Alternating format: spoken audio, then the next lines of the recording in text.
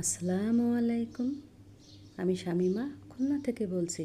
BD blogger Shamima channel থেকে আপনাদেরকে আরও একবার স্বাগত জানাই। কাছে কিংবা দূরে, দেশ কিংবা দেশের বাহিরে যে যেখান থেকে আমার ভিডিওটি দেখছেন, আশা করছি আল্লাহ পাকের অশেষ রহমতে আপনারা সকলেই ভালো আছেন। আমরাও আলহামদুলিল্লাহ ভালো আছি। তো চলে আসলাম নতুন আরও একটা ব্লগ নিয়ে। তো এই তো আমার গাছ থেকে সজনে পড়া হয়েছে, আপনাদেরকে কিন্তু বলেছিলাম যে সজনে হলে বা পারলে আপনাদেরকে দেখাবো। তা গতকাল সজনেগুলো পাড়া হয়েছে, মানে ডাল কাটা হয়েছে। তো আমি 12 কেজি সজনে বিক্রি করে দিয়েছি। আর আমরা মানে এর আগে আমি একদিন খেয়েছি, আর এই তো মানে এরকম ছোটোটাও একদিন খেয়েছে আর বড়োটা। তাই এই ছোটোটা আছে আমার হাজব্যান্ড খুব পছন্দ করে, বেশি হলে আর খেতে চায় না। আর এই বেশি এলাকা কিন্তু আমার ছেলে মেয়েরা পছন্দ করে। তা নিজেদের জন্য খেতে রাখছি, আর 12 কেজি বিক্রি করে দিয়েছি। আর বাড়ির ভাড়াইটিয়া বা প্রতিবেশীদের যাদের যাদের দেওয়ার দরকার তাদেরকে দিয়ে দিছি।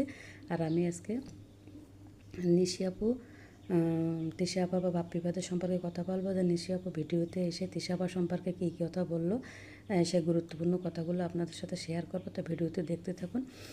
তো আর সেখানে আমি তরমুজের শরবত তৈরি করব আর আপনাদের সাথে কথা বলবো।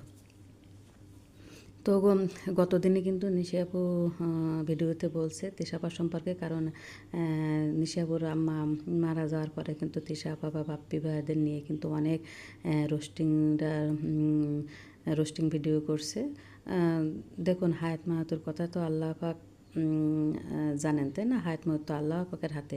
মানুষটা জান না যে কখন কার কীভাবে মৃত্যু হবে। তো যেহেতু মৃত্যুর সময় পাশে ছিল না বাপ্পি ভাই বা নিশি আপু, সে কারণে কিন্তু ওদের দর্শকদের সবাই না, অনেকেই কিন্তু মানে খারাপভাবে মন্তব্য করেছে বা ব্যাড কমেন্ট করেছে। যদিও এগুলো করা ঠিক হয়নি। তারা তো জানতো না যে তার বাপ্পি ভাই তো জানতো না যে তার মা বেশি দিন বাঁচবেন না। তাহলে দেখা গেলো সে যদি জানতো মুখদিন মারা যেত, বা তার মা যদি সেইভাবেও খুবই অসুস্থ থাকতো, তাহলে কিন্তু যেত না। নিশাপু কিন্তু বলেছে যে আমার আম্মা তেমন গুরুত্বপূর্ণ অসুস্থ ছিল না, হার্টের একটু প্রবলেম ছিল।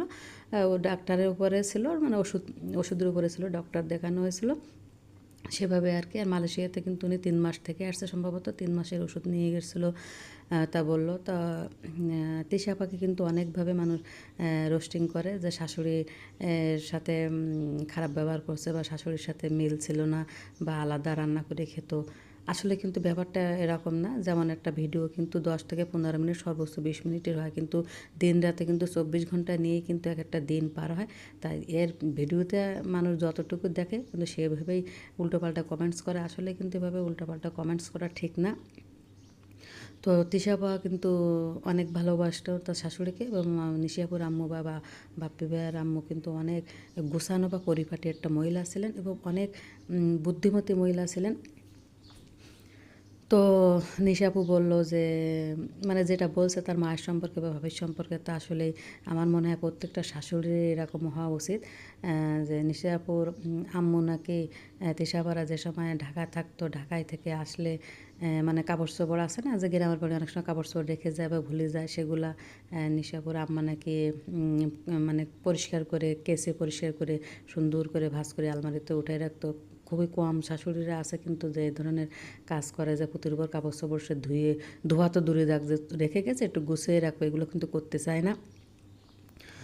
তো যেটা বললো নিশি আপু, তো আমার শুনে খুব ভালো লেগেছে যে আসলে প্রত্যেকটা মায়েরই কিন্তু এরকম হওয়া উচিত। তারপরে বললো যে আমার ভাবি যদি দু এক সময় একটা কাপড় চোপড় দেখালো একটু ময়লা দেখছে, নিচে আসলে বলছে যে তেষা তোমার কাপড় ময়লা কেন, কে কাছে। তা দেখা গেলো কি, যদি অন্য কেউ কাছে দেখা গেলো, ওদের তো কাজের লোক আছে, তা বলে যে আমার কাছে দিও, যে আমি কেসে দেবো, দেখবে যে একদম পরিষ্কার হয়ে যাবে। এরকম নাকি খুব পরিষ্কার পরিচ্ছন্ন ছিলেন মহিলা।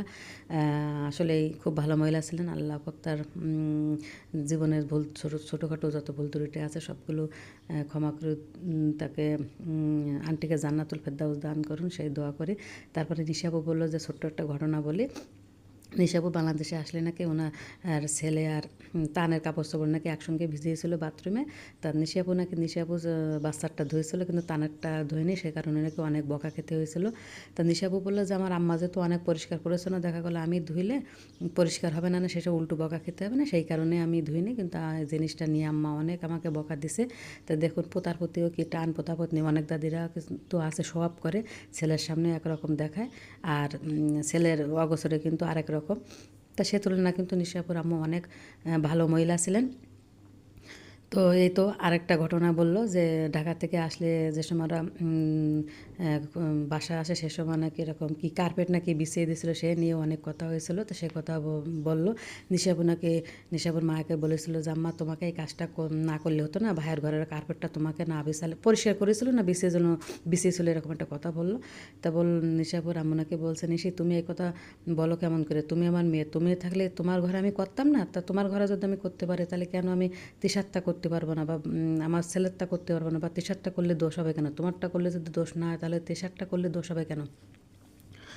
দেখুন কত বুদ্ধিমতী মহিলা ছিলেন। এরকম কয়েকজন শাশুড়ি বলে, শাশুড়িরা কিন্তু ম্যাক্সিমাম সময় দেখবেন নিজের মেয়ে যেটা করবে সেটাই রাইট, তাতে কোনো ভুল নেই। আর পরের মেয়ে যদি একটুতে একটু হয় তাতে চুনিতে পান খসলে কিন্তু নিজে তো বকা দেবেই, পারলে পাড়া প্রতিবেশী যেখানে যা লোকজন আছে মানে বলতে পারলে বেঁচে যায় আর কি। তাই এর শাশুড়িদের কিন্তু আসলে এরকমই হয়েছে। তারপর তিশাবা কিন্তু শাশুড়ির জন্য যেখানে ঢাকা টাকা এখানে ওখানে গেলে কিন্তু মার্কেট করে নিয়ে আসে। এই যে মরারা উনি মারা যাওয়ার আগেও কিন্তু তিশাবু ঢাকার থেকে ওনার শাশুড়ির জন্য কাপড় চোপড় কিনে জন্য অনেক কিছু হিসাব কিনেছিলেন। তো এই তো অথচ দূর থেকে কিন্তু মানুষ অনেক অনেক বাজে কথা বলে। তা মানুষের অল্প একটু 24 ঘন্টা আর 20 মিনিট সময় দেখে মানুষকে আসলে জাস্ট করা ঠিক না। একটা মানুষকে জাজ করতে হলে তার আশেপাশে থাকতে হয় বা তার সঙ্গে অন্তত 10-15 দিন থেকেই কিন্তু তার সম্পর্কে কিছুটা ধারণা পাওয়া যায়, তারপরেও কিন্তু সঠিক ধারণা পাওয়া যায় না। তা না সব কিছু না জেনে বুঝে কিন্তু আমরা কিছু কিছু মানুষ আছে বা দর্শক আছে বা ভিউয়ার্স আছে তাদের নামে উল্টাপাল্টা কমেন্টস করে, উল্টাপাল্টা কথা বলে, আসলে মানুষকে না জেনে না বুঝে উল্টাপাল্টা কমেন্টস করে তাদের মনে আঘাত দেওয়া, কষ্ট দেয়, এটা কিন্তু কোনোভাবেই উচিত না। আর এটা কিন্তু আমাদের ইসলামের দৃষ্টিতেও কিন্তু খুবই খারাপ। তো এগুলো আসলে আমাদের কারোরই করা ঠিক না। তো এই তো দোয়া করি ওরা সবাই মিলেমিশে থাকুক। নিশি আপু, বাপ্পি ভাই, আতিশা আপা, যে তোদের বাবা মা নেয় ওরা যেন মিলেমিশে থাকতে পারে সেই দোয়া করি। তো আমার ভিডিওটা কেমন লেগেছে অবশ্যই কমেন্ট সেকশনে কমেন্ট করে জানাবেন। আর ভালো লাগলে একটা লাইক দেবেন, আর খুব বেশি ভালো লেগে থাকলে আমার চ্যানেলটাকে সাবস্ক্রাইব করে নেবেন। সকলে ভালো থাকবেন। আল্লাহ হাফেজ।